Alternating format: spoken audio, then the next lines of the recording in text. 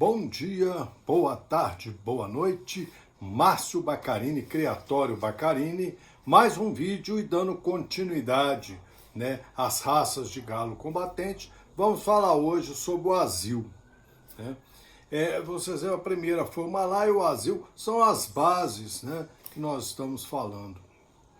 O Asil é uma ave de procedência indiana, da Índia e de regiões, não é bem a Índia geográfica, é a Índia, regiões ali, Ceilão, algumas áreas próximas. São galos milenares, há relato, de aves que precedem, a idade de Cristo, ou seja, de mais de 2000 anos de existência.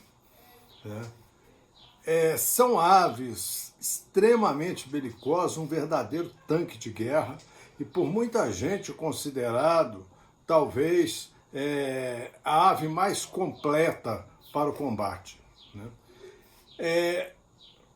Elas brigam, essas aves na Índia, elas são colocadas para brigar na espora, a espora afiada, eles mesmo afiam a espora, ou mesmo em um método que se chama Dora Dirza, é um método em que essas aves brigam, com faixas de couro cobrindo o batoque, e ali no lugar do batoque tem um pequeno carocinho de couro bem duro, então com as pernas enluvadas, eles brigam, e para vocês terem uma ideia, essas brigas costumam se estender 4, 5, 6, já teve relatos de 14 dias de combate. Obviamente não são 14 dias, 24 horas por dia. É um período determinado por dia, geralmente iniciando-se após o almoço, ou seja, na parte da tarde, e indo até próximo ao anoitecer.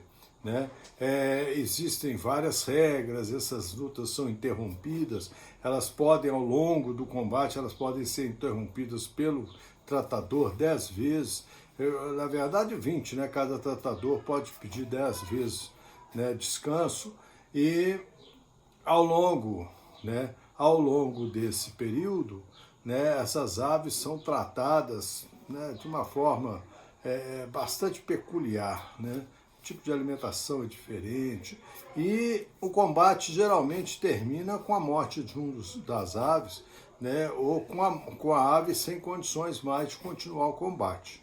Então são aves extremamente resistentes, aves muito fortes. Quem já pegou um Asil na mão sabe o que eu estou falando, que parece, é uma ave curta, mas parece que é um tanque mesmo de músculo.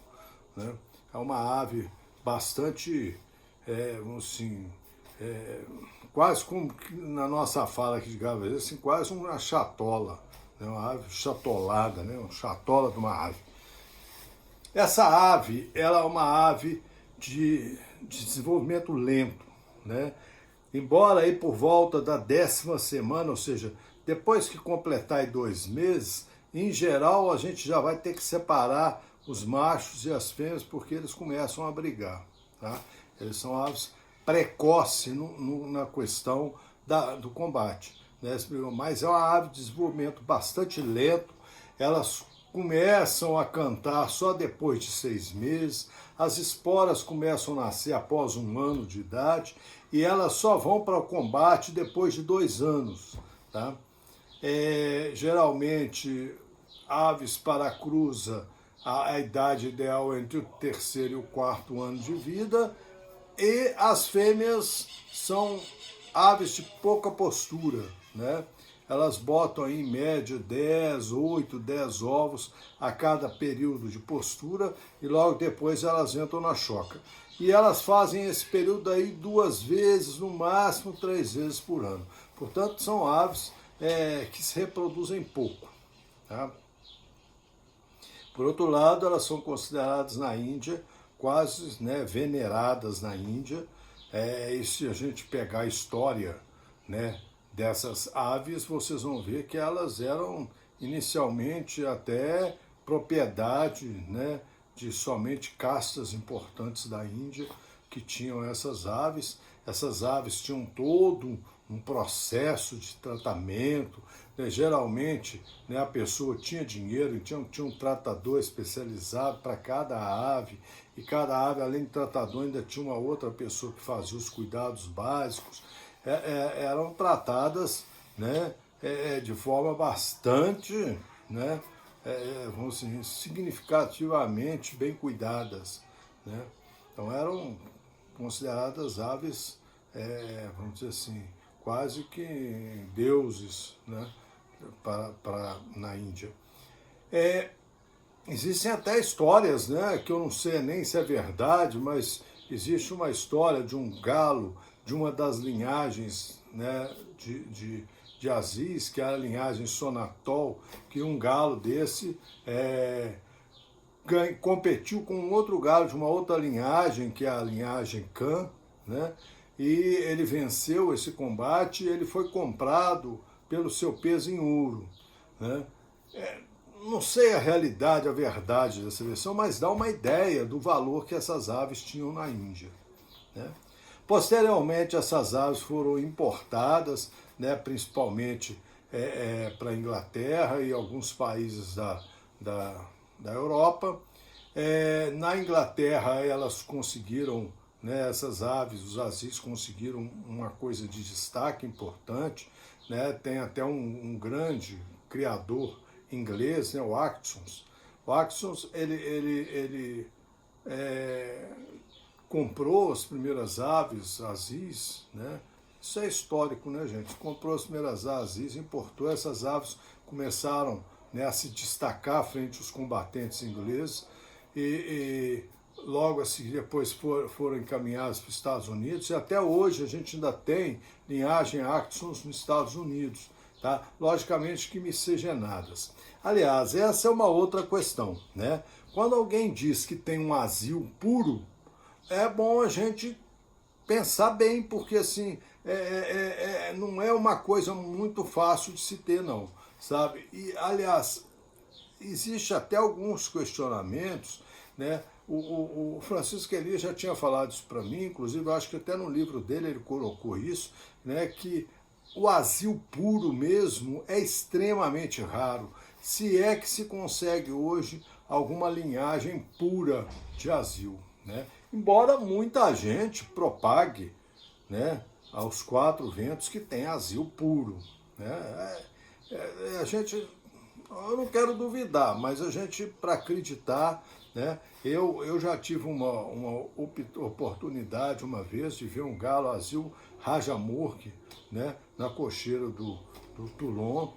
Ele tinha um galo muito bonito, muito imponente, importado, né, muito próximo, né, muito próximo do ideal de um galo azil, né, e vi um azil nos Estados Unidos, também muito próximo, né? São aves raras e caras, tá? Raras e caras. Então, para quem quer criar aves combatentes, né, por espécies, por linhagens, né, o azil não é muito fácil de se conseguir, não.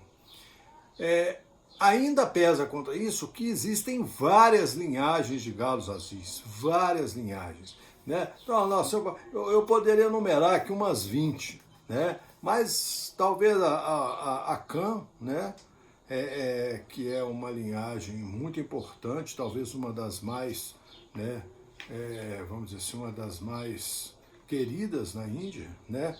Sonatol, Rampur, Delar, e por aí vai, tem várias linhagens, né? E essas linhagens se diferem por algumas características. Primeiro, assim, pela plumagem, né? Os cães, por exemplo, quase todos eles são vermelho escuros, né? E as fêmeas são baias, né? Algumas pretas e algumas vermelhas escuras, mas quase todos são dessa cor. Mas nós temos azis, né? Além do Rajamurki, a gente tem outros azis. O Rampur, por exemplo, é preto, né? Eu já tive, inclusive, com um Rampur na mão, também da Argentina, né? Muito próximo de um galo azil, né? De linhagem pura. A gente não pode afirmar, mas muito próximo, tá? Mas tem muitas linhagens de asilo. Né? E a variação aí, alguns são um pouco mais altos, outros um pouco mais leves, outros um pouco mais pesados, né? Alguns têm um porte mais né, empinado, outros não, né? Mas o certo é que Rampur, Amirkhan, como é que chama? Sonatol, tem tantas linhagens que a gente até, né, forçar a cabeçona já velha aqui, ainda sai muito nome disso aí, e algumas características eu guardo. São aves, por outro lado, que a gente, outra coisa que a gente vai... Essas aves asis, dificilmente elas ultrapassam 2,5 kg, tá? Dificilmente elas ultrapassam 2,5 kg. E não são aves, porque isso é uma coisa que, inclusive, assim, foi uma discussão interessante, porque na época que o Evandro, né, importou esse galo,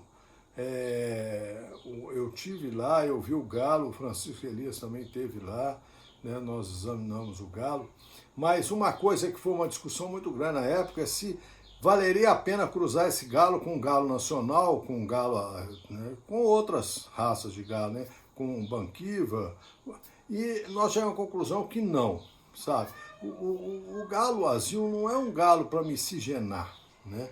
Ele não, sabe, ele não casa bem com o galo nacional, não vai bem com banquiva, né? Embora muita gente ainda insista, pode ser que alguém uma hora ache uma fórmula ideal. O Francisco Elias tinha dito, eu não tentei fazer isso, né? Nessa época eu já estava meio desiludido dessa história de raça pura para miscigenar, para tirar galo nacional. Então, assim, eu nunca fiz, mas o Francisco Elias não só fez, como ficou sabendo de outras pessoas que fizeram e falou que não valeria a pena. Embora, na contramão dessa ideia, né, por exemplo, a famosa linhagem carioca no Rio de Janeiro, dizem que ela foi né, os precedentes dessa raça foram galos azis. Né? Quem nunca ouviu falar dos cariocas, os cariocas são uma linhagem de galo nacional desenvolvida no Rio de Janeiro, aí no meados do século passado, e foi uma raça assim, que se difundiu, né? E pelo menos tinha, naquela época, tinha muita fama nos cinhadeiros. Né?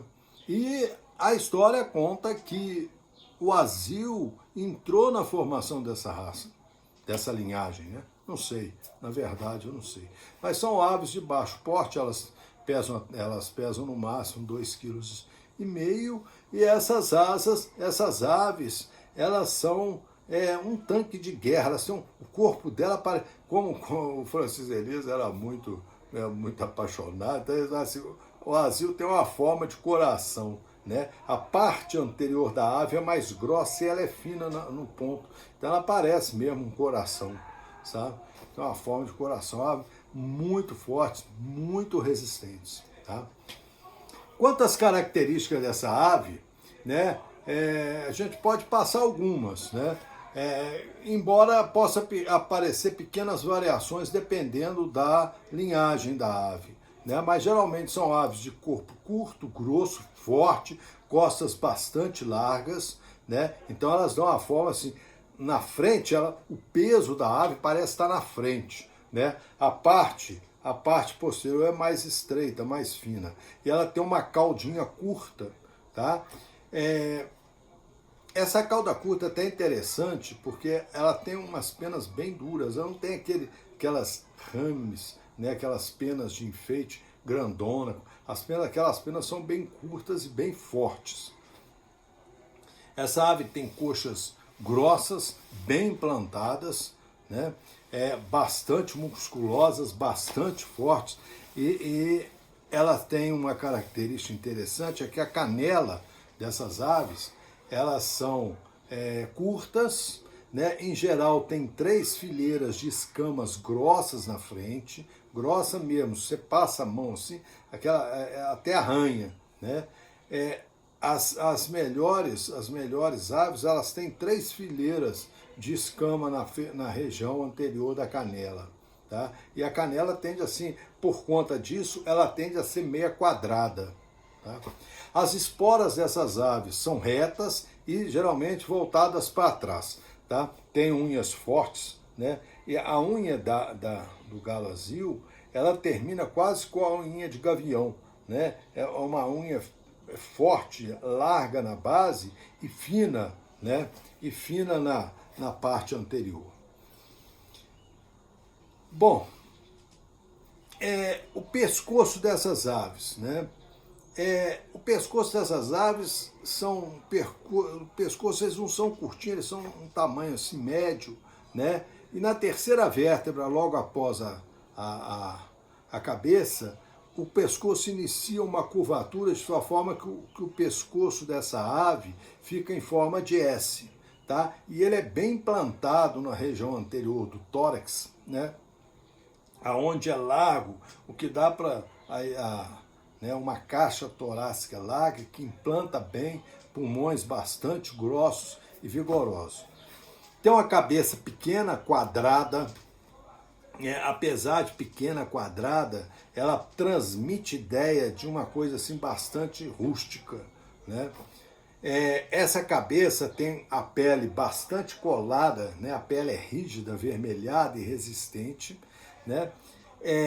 Tem um bico curto, né? Mas não aqueles biquinhos curtinhos, ele é curto, mas ele tem uma base larga e ele tende a afinar. Isso dá muita força no bico, né? Inclusive, é importante a gente ver que aqui na região entre os olhos da ave e o bico, essas aves têm uma musculatura proeminente, bem preenchida ali. Sinal de que essas aves têm musculatura muito forte para beliscar. Aliás, isso não é só o azil, né? Quando você vê uma ave, né? Você conhece bastante de aves combatentes, só de você olhar a cara da ave, essa região, vamos dando mais dica, né? Essa região entre o olho, né, a narina e o bico ali, essa região ela deve ser um pouco proeminente, porque essa musculatura é que sustenta a mordida da ave, né? Ela que sustenta a mordida na ave. Então, assim, essa musculatura implanta aqui embaixo e puxa, né? O azil tem isso muito desenvolvido, que é a picada do azil. Se você deixar um azil, né, bicar seu braço, você vai ver que dói pra caramba, porque tem uma força no bico absurda, né? E essa musculatura é bem desenvolvida, né? Isso é para o azil, né? Mas vocês já vão ficando veaco, né? Que essas aves que têm essa musculatura aqui, né, próximo ao nariz, entre o olho e a narina, bem desenvolvida, é sinal de que ela tem uma boa mordedura, né? A ave que tem força na boca, né? É importante isso. Bom, a crista desses galos, né? Esses galos têm crista curta, geralmente crista de amora, ou crista mesmo, quase que de bola mesmo, né? E são bem baixinhas, bem plantadas na região médio posterior da cabeça, né? Na Índia, crista que não seja assim, ou seja, crista de serra, né? Cristas muito proeminentes, já desclassifica o galo, né? Eles não consideram aves assim, aves de primeira classe. Tá?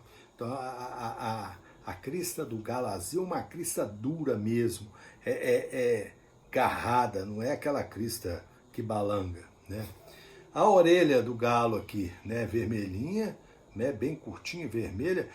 Orelha branca desclassifica o galo, tá? Orelha clara, branca, desclassifica o galo. Inclusive, se vocês pegarem os manuais, né, de combate indiano, vocês vão ver que uma das coisas que eles verificam, principalmente no galo, mas também na galinha, é a cor da orelha. Uma galinha ou um galo de cor orelha clara é sinal de fraqueza. Então eles não, às vezes até desclassifica galo, que fica galinha por conta disso, tá? Esses galos, eles não têm barbela, tá? Então não tem preocupação com operar a barbela, eles não têm.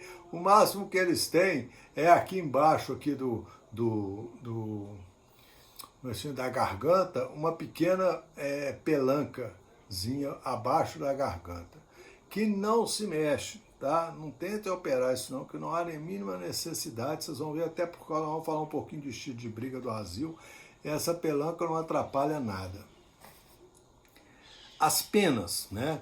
Essas aves têm penas duras e bem coladas no corpo e ralas. Elas não são galas assim de muita pena. Se você pegar um azil, você vai ver assim que as penas são ralas, né? São bem poucas penas e são bastante duras. Tá? Na região aqui, por exemplo, da clavina, na asa e mesmo na região da coxa, costuma até nem ter pena e ficar aquela pele aqui, a amostra, bem vermelhinha, né? Porque o sol e coisa, né, queima, então elas ficam bem vermelhas e essa é da natureza, não é que alguém teve feito, não.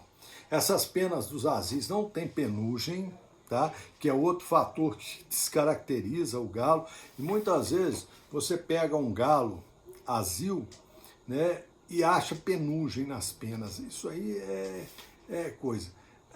Existe uma fala aí, né, de criadores ingleses de que em alguns azis puros importados da Índia, devido à baixa temperatura na Inglaterra, né, desenvolveram penugens na pena em pequena quantidade.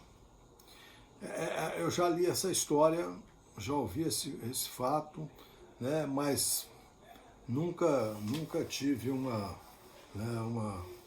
nunca vi, né, o penugem eu nunca vi nesses galos. As penas geralmente elas começam baixo e já entra a parte da pena mesmo, não tem aquelas penugenzinhas na pena. Tá? O que a gente pode mais falar sobre esse galo? O porte do galo, né? Esses galos, geralmente, eles têm um porte meio ereto, né? Dependendo da linhagem, eles são mais eretos ainda, né? E são aves, né, de uma média estatura. Então, para o nosso galo brasileiro, eles são baixos, tá? Para o nosso galo brasileiro, eles são baixos. Geralmente, né, o azil, quando ele é usado para combate, é azil brigando com azil. Né? E geralmente linhagem com linhagem, então rajamur com rajamur, porque as linhagens são diferentes, uns são mais altos, mais magros, outros são mais baixos, mais tarracados, então assim, geralmente não são aves que a gente vê. Nós já fizemos, porque a lista é boa isso. Nós já fizemos uma vez, né? Pusemos 2 rajamur dando uma batida, só para ver o que era. Né? São galos, assim, eu vou falar sobre o combate deles, né? Mas são galos muito duros. Batem, mas batem com vontade mesmo. Eles têm gana para brigar. Né? Bom, eu já falei para vocês que um peso máximo dessas aves chega a 2,5 kg.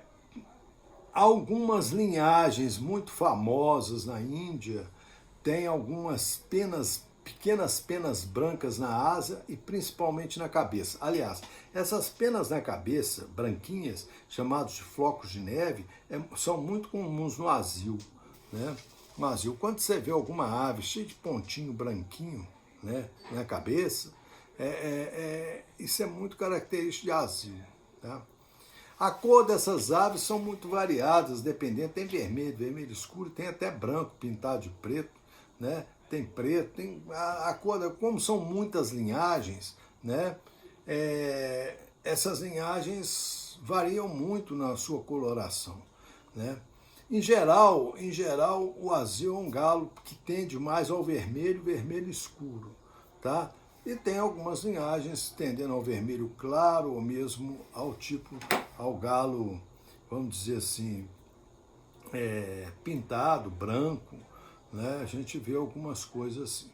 Mas a gente precisa ficar claro, porque quando alguém falar assim, olha, eu tenho um azil, se ele ditar qual a linhagem, a gente tem como consultar se a cor é procedente. Por exemplo, né, os rajamurgs não tem branco. Eu tenho rajamur branco? Não tem. Pelo menos a Índia não tem. Tá? Os rajamur geralmente são aves vermelho escuro, aquele cabocão escuro. Né? Eles geralmente são vermelhos escuros. Né? Nem preto não tem. Eles são geralmente vermelhos escuros. Né? O sonatol, por exemplo, ele tende a ser um vermelho um pouco mais claro. Né? Os rampur são pretos. Né? Então, assim, e tem outras linhagens aí, são tantas que é até difícil falar de cada uma. O estilo de briga desse galo, como esses galos brigam, eles têm duas características interessantes. Primeiro, quando você pega um galo azul na mão, a primeira coisa que ele faz é encolher a pata, né, as pernas, encolhe as perninhas. Né? Isso é uma característica do azul. Se você solta ele no chão, ele praticamente, né, dá 2, 3 pulinhos. Assim. É uma ave muito rigorosa, muito forte. Né? Quando você segura ele, ele encolhe a perna. Tá? Típico do azul. Né? A gente fala muito disso em galos combatentes brasileiros, mas os nossos combatentes, na verdade, eu acho que pegou tudo quanto é galo, pôs um caldeirão, misturou para ver o que saía. Então tem uns que fazem isso também, né? Tem uns que tem essas pininhas, né, brancas, né? Tem uns que tendem mais a chatolinha. Então, sei lá, eu acho que o nosso galo combatente nacional é uma mistura de tudo que se imaginou, né? Hoje ele está se firmando como, né, uma linhagem de aves de combate, mas era uma mistura do capeta. Né? Hoje no mundo, Aziz, a Argentina é um celeiro de Aziz, os Estados Unidos, a Inglaterra, né? Estados Unidos muito, né? E são aves vendidas muito caro. Eu já tentei até uma vez trazer ovos dos Estados Unidos, não deu certo. Tá? Eu queria trazer ovos dos Estados Unidos, mas como é produto aviário, né, eu não conseguia licença para trazer. Então, também era mais, nem era muito para mim, mas a ideia era essa. Né? Bom, o estilo de briga desses galos. Esses galos brigam, batem muito duro, né? Eles têm um estilo engraçado de briga, e por isso que eu falei, não me preocupo muito com a parbela, porque esses galos, eles se aproximam do outro combatente, né, abaixando a cabeça, né? Mas não pense vocês que abaixando a cabeça e dando a cabeça para o outro bater, não. Ao mesmo tempo que ele abaixa mais a cabeça, ele empurra o galo com muita força para frente, tá? Isso, claro, né, eu já falei que é uma boa qualidade de um galo, porque quando um galo é empurrado, não só ele não tem tanta força para bater, como ele desgasta muito a musculatura posterior da coxa, justamente para se firmar. Né? Então ele gasta muito, ele desgasta muito a parte muscular da coxa. Tá? Então é uma característica interessante num galo de combate, o galo que empurra. E o azil faz isso, ele abaixa na frente do outro galo, ele não é um galo que vem para as costas, vem para a cabeça, ele abaixa, ele mergulha na frente do galo empurrando. Tá? E eles batem com muita força, né? Aquelas batidas bem com aí, eles procuram sempre bater na cabeça ou no pescoço. Eles não são galos que batem no corpo, eles batem na cabeça e no pescoço. Eles são galos extremamente fortes, muito fortes para brigar. Para nós aqui, brigar galo azul não vale a pena, o nosso método de trabalho de briga é diferente, nossas aves têm portes diferentes dessas aves. Nossas aves hoje, né, nós estamos valorando mais aves aí acima de 3,2 kg, 3,300 para cima. Essas aves não chegam nem a 2,5 kg, a maioria chega a 2,300, 2,400, né? O que fala que tem azul de 3 kg, não tem azul, deve ter malaio, porque azul não é. Né? Então são aves de baixo porte e por isso mesmo de baixo peso, e o método de briga deles, né, o mais adequado método de briga deles é o método do desgaste físico, né? Ou seja, eles são colocados para brigar durante longos períodos, né, e são extremamente resistentes. Diz a lenda que não existe azil que abandone combate. Né? Eu não acredito muito, mas realmente são aves muito resistentes. Né? Muito resistentes. Bom, aquela velha ideia de cruzar azil com o nacional para melhorar a galho, eu já falei isso para vocês, isso não é o ideal. O azil não se serve muito para isso, mas, né, cada um faz o que achar que deve ser feito. Né? Então isso é um pouco, né, do galo azil que eu posso falar para vocês, as coisas, né, que eu me lembre. Claro que tem muitas outras informações, mas que ficaria extremamente delongando demais, né, porque todas elas seriam pequenos pequenas coisas de cada linhagem. Isso não faz sentido para a gente ficar debatendo aqui, mas esse é um cenário do asilo, né, na sua forma geral. Espero que eu tenha ajudado vocês, tá bom? Um grande abraço e até o próximo vídeo.